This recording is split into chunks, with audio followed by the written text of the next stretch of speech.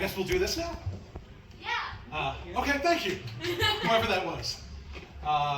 Welcome to Why and How to Stream Live Music, playing gigs from home for fun and occasional profit. Let's see how the clicking goes. Hey, there we go. So quick existential questions. Who am I? Why am I here? My name's Mike. I go by the Killer Bee Relay team. I run Hivemind Synthesis. I'm also an administrator for the Golden Shrimp Guild, which is a collective of mostly electronic live streamers who live on Discord and Twitch. I've been making electronic music for about 30 years. I'm a drummer. I am here because streaming has been very good to me and my friends, mostly on a creative level, but also on a personal level. And I think that every single musician should be live streaming from home for a number of reasons. So why? We'll see. So why stream? You get to stay at home with your gear. You don't have to take it anywhere. No one's going to steal it from you. You don't have to share a backline with another group. You don't have to schlep anything around. It's all there, it's all at home. You just turn it on and you play. At the same time, I think it's good to have one, no promoters or bookers. You decide what you play. You decide when you play. You decide how long you play for. You get to kind of choose your own audience, because you can boot people right out of the chat if you want to. So you get to act as your own promoter and your own bouncer. You get direct interaction with your audience. So when you're playing a gig, you're up on stage and there's this barrier. Not a physical barrier most of the time, unless you're playing one of those like Roadhouse style places. But there is still a barrier where you are the performer, you are presenting something to the group, and they will watch you and they'll give you a fist bump later and say, hey, good gig afterwards. When you're live streaming, you have direct interaction with your chat. They can tell you what they do like, they can tell you what they don't like, they can ask you questions about your process, they can give you ideas for how to continue doing what you're doing. You also have rehearsal and experimentation time. When I started having a dedicated streaming schedule, it became my rehearsal schedule. Unlike what a lot of us maybe do, where you're messing around with your gear at home and maybe you get something good going and then it kind of goes awry and you're like, all right, I'm just gonna go do something else right now and shut all this off. When you're live and you have an audience, no matter how small, the stakes are just a little bit higher, and it forces you to push through and experiment and really expand what you're able to do creatively without being in a gig situation where the promoter is going to go, oh wow, they suck, I'm never going to book them to play here again. It kind of allows you to hone your craft in a safe space. Lastly, it gives you an opportunity to create an audio-video performance. When you're playing a gig in a venue of any size, these days you'll get a nice projector background or something, sometimes, but otherwise you're messing with whatever Fisher-Price lights they have. When the lighting guy's not at the bar, maybe once in a while they'll flip something and make it look cool. On Twitch, you can create a unique audiovisual experience that is specifically tailored to your style and to your brand. The way we do that at the Golden Shrimp Guild is on Twitch. So why Twitch as opposed to any of the other myriad platforms we have available to us these days? That conversation that you have with the chat, it's a real-time conversation. You record something at home in your bedroom or your home studio or whatever, and you upload it to YouTube, and it sits there. You direct people to it. They might leave a comment. They might show it to a friend, but it's a very passive sort of interaction. When you are live streaming on Twitch, it's immediate. Like I said earlier, if there's something that somebody doesn't like, they can tell you right away. And you can tell them to go kick sand, Or you can say, okay, well, what direction would you take this in? And then kind of expand your creative abilities and creative outlook. It also allows for more of a sense of community. So again, with these kind of disconnected platforms, even something like Instagram, where you put your post out there and you get maybe a couple of bot likes, and you know, if you pay them, they'll show it to the people who follow you, and then you'll get a couple of likes there. But there isn't any real sense of community or interactivity. With something like Twitch, 3/4 of my audience at least, it's other musicians, it's other performers, it's other people who are doing something similar to what I'm doing, which works really well in both directions, because first of all, you have an audience that knows and appreciates what you're doing. No matter how esoteric and strange it might seem to like the normie people out there, there is a great noise scene on Twitch, and there is a techno scene, and there is a jungle scene, and there is everything in between.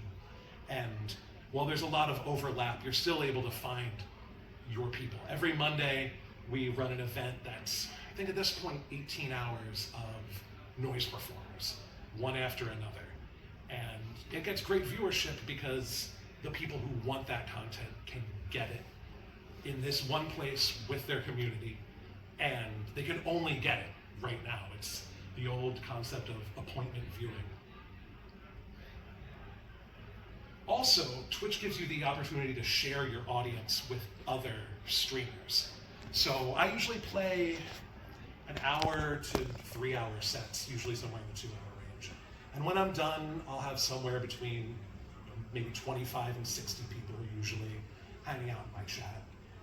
On any other platform, you just say, okay, bye everybody, I'll see you next time. On Twitch, I can actually pick any other streamer who is currently online and take my entire audience and just hand them off. So that gives you an opportunity for essentially what are large-scale music festivals. Here again, with the Golden Shrimp Guild, we have our table right out there. We run weekly and monthly events that have literal days of uninterrupted music from all around the world, with an audience that just gets shared and passed off from one person to another, which is again a great way to expand your own audience and build community.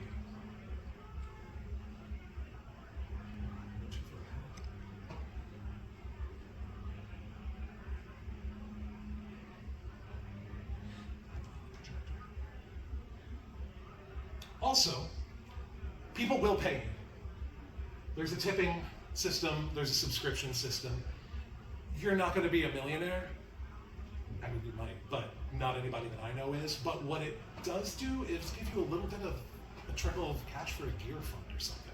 I know a lot of people who just stream to get, you know, maybe $50, $100 a month that they put towards new modules or a new synthesizer or whatever, while still expanding their audience and their craft.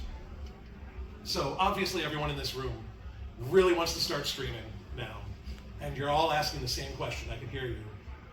What do I need to get started? Well, here we have 8 different streams from 8 different electronic music streamers. You can see they all look incredibly different. You have someone here who is completely in the box. They live code music.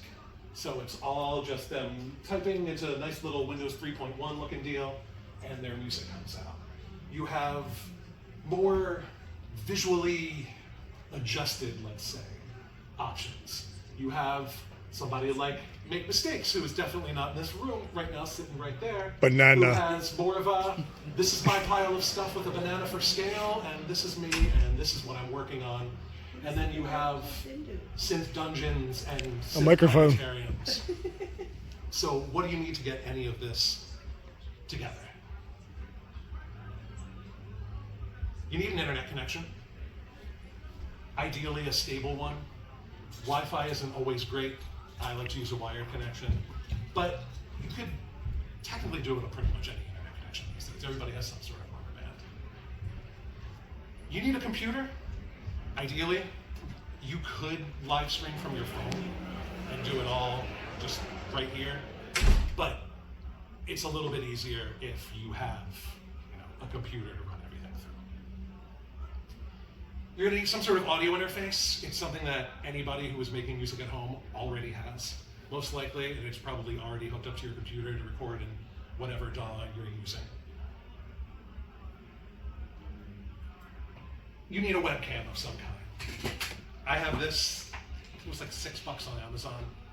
It's super cheap. You can use your cell phone. You can use the camera built into your computer. You can use really absolutely anything. So once you assemble these things, how do you actually get started? Number one, create a Twitch account. It's easy. It's free. If you subscribe to Prime, it gives you a free subscription to another musician every month. So another bonus is taking a couple bucks directly out of Jeff Bezos' pocket and putting it in the pocket of an artist. Always feels good to do that. Other thing you're going to want to do is watch other streamers. Watch people who are doing the things that you would like to do or maybe wouldn't like to do. You'll find very quickly who you click with and who you don't click with. And I definitely have lifted many things that happen on my stream from other people's streams just because art imitates art. You'll need some sort of streaming software. I use something called OBS. Most people use OBS. It stands for Open Broadcasters Software. It's free, it's open source, it's great. So now the question, is it really that easy? It is. I'll show you. And I'm going to get set up to stream right now. Live from here. Yeah. Thank you. So I already have that. Oh, that's not on Discord.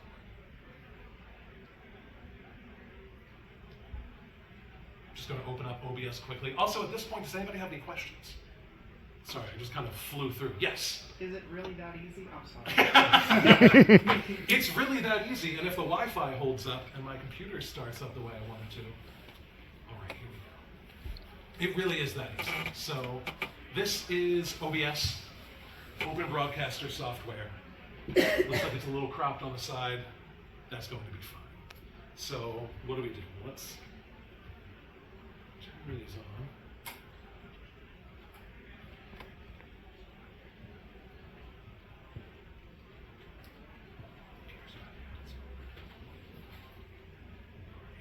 So let's add an audio input.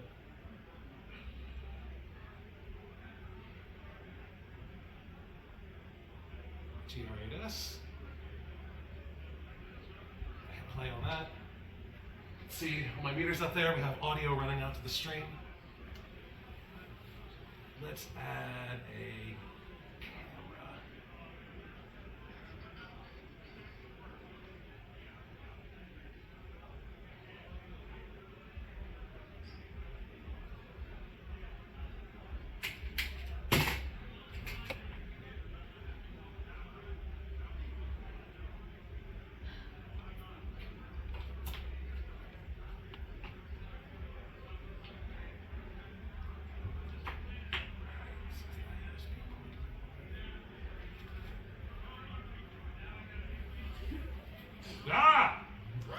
All right.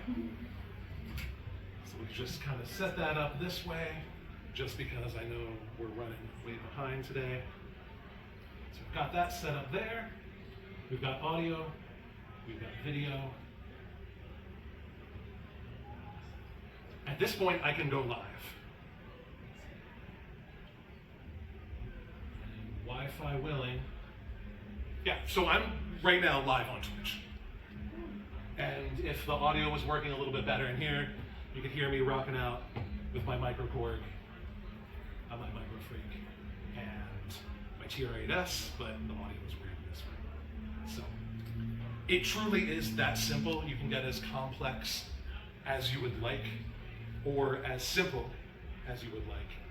But I mean, that took me 5 minutes, and now I'm online. Yes, question. Are there any negative differences between performing live and Twitch that I should know about? Is it any different In any other ways?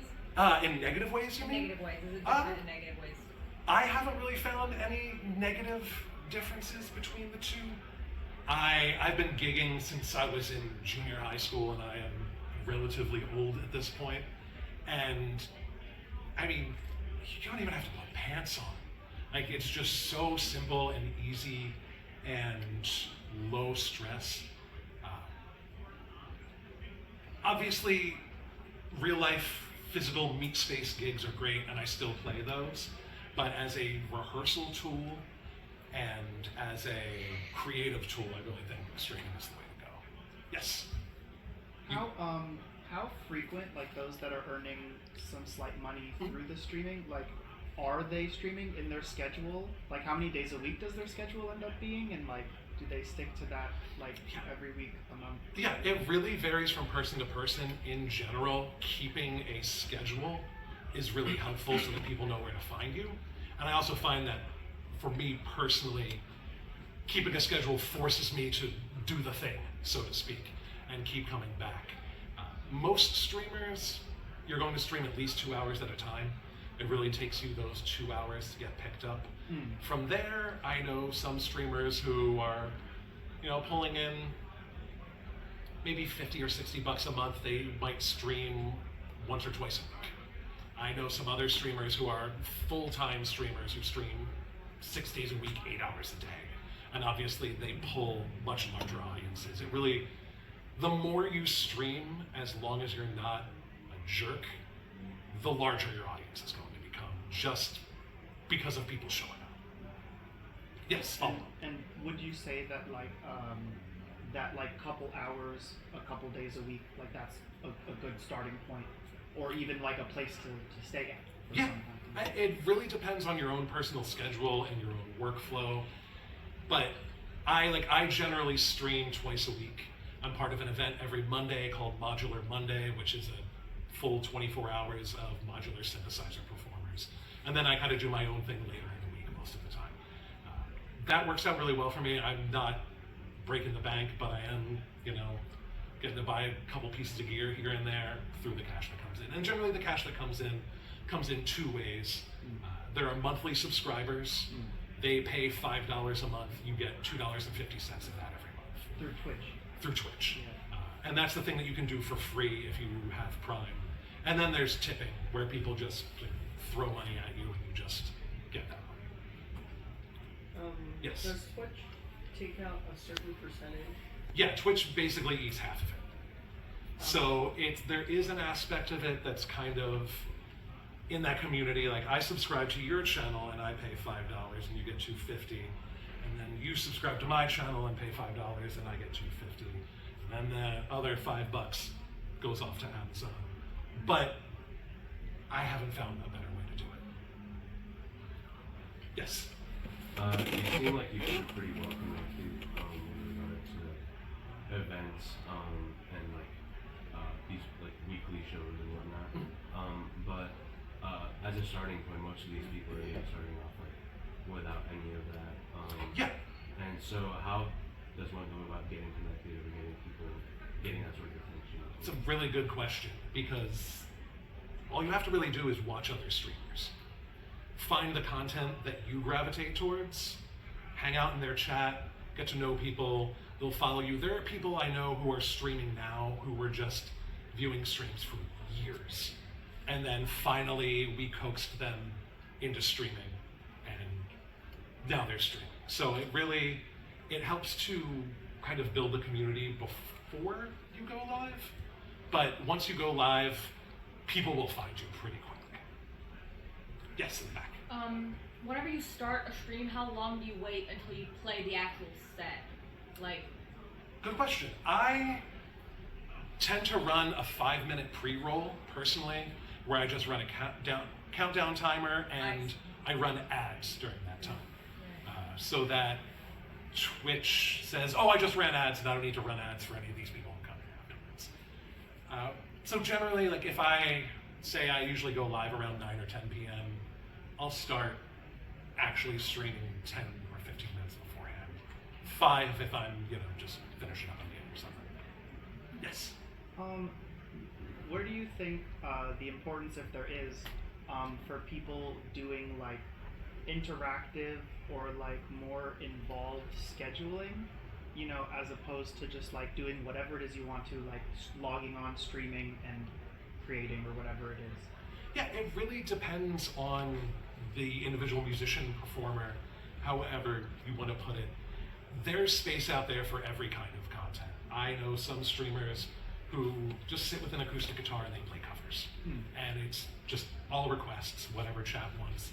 I know some people who play and they never interact with chat, and you don't ever see their face, and it's just their hands, and it's still great. So it just comes down to personal taste. I myself like a little bit of interactivity. Twitch has a system where you accumulate points just for time put in while you watch someone do whatever they're doing on Twitch, and then you can cash those points in for whatever that streamer set up. So I have like I don't know if you have that cat toy that's a floppy fish. Like I have a redeem on my stream where someone can make me throw that fish onto my modular synthesizer, and it'll just flap around, and it'll hit buttons, and it'll change sequences, and it'll move knobs around. And you know, there's also a thing where if somebody's been watching for long enough, they can hit a button and make me dress up like Shrek for the rest of my set. So there are those types of interactivity. There are also people who, the music creation is also interactive. You can change root notes and BPM and all that stuff through coding. It's really, if you can imagine it, you could probably do it, but you can also keep it as simple as Cool. Thank you for saying that. Anybody else? Yes? Good? Oh, just a thumbs up? All right, well, looks like we're right on time for a 6 o'clock finish. Thanks for being here. If anybody has any questions about live streaming, we are the Golden oh yes, one more. What's your Twitch? My Twitch, I am the Killer Bee Relay Team. Everywhere that is the internet, that's me. Our organization, actually, if I switch this back, let's stop this live stream. I wonder if I have any control.